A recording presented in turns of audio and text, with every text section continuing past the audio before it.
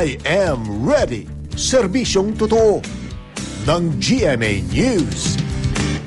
Ulat panahon naman po tayo, wala na po sa loob ng Philippine Area of Responsibility ang bagyong Igme. Pero may posibilidad pa rin itong bumalik. Patuloy ding binabantayan ng isa pang bagyo na si Typhoon Julian. Alamin natin ang latest mula sa GMA Weather kasama ang ating resident meteorologist na si Ginoong Nathaniel Cruz. Mang Tani. Salamat Maris. Isang bagyo na nga lang ang nasa Philippine Area of Responsibility pero binabantayan pa rin po natin ang bagyong Igme dahil sa posibilidad na umikot ito at bumalik sa PAR. Ayon naman sa Pag-asa, huling namataan ng Tropical Storm Igme sa layong 380 kilometers northwest ng Basco, Batanes.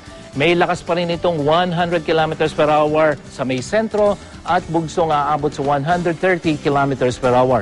Bumagal ang kilos nito sa 7 kilometers per hour at ngayon nga ay kumikilos na sa direksyong west-southwest.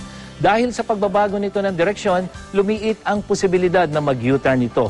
Pero base sa storm track ng Weather Central, inaasahan pa rin ang pagliko nitong bagyong Igme.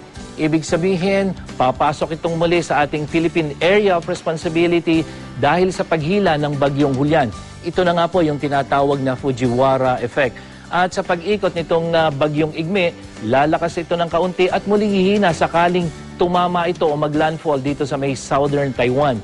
Sa ganitong senaryo, inaasahang muli na namang lalabas ito ng PAR, si Igme, sa araw ng Martes. Mas malakas naman ang bagyong Julian na huling namataan ng Pag-asa sa layong 930 kilometers east-northeast ng Basco, Batanes. Lumakas ang hangin nito sa 160 kilometers per hour at bugsong abot na ng 195 kilometers per hour. Gumagalaw ito pa northwest sa bilis na 13 kilometers per hour. Itong bagyong Julian ay inaasahang mananatili sa may karagatan at hindi maglalandfall sa ating bansa at posibleng bukas ay nasa labas na ito ng PAR. Ngayong araw, inaasahang may pag-ulan pa rin sa kanlurang bahagi ng bansa, lalo na dito sa Luzon, dahil nga sa hanging habagat na pinag-iigting ng mga bagyong Igme at Julian. Kasama na nga po dyan ang Metro Manila. At maaasahan ang maulang panahon sa Metro Manila hanggang sa susunod na 5 araw. Ibig sabihin po niyan hanggang araw ng Huwebes.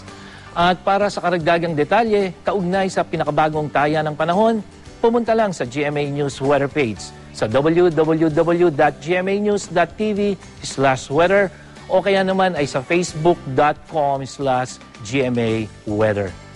Ano man ang panahon, magplano, magsiguro, makibalita sa GMA Weather. Ako po si Nathaniel Cruz para sa I Am Ready, serbisyong totoo ng GMA News. Maraming salamat, Mang Tani.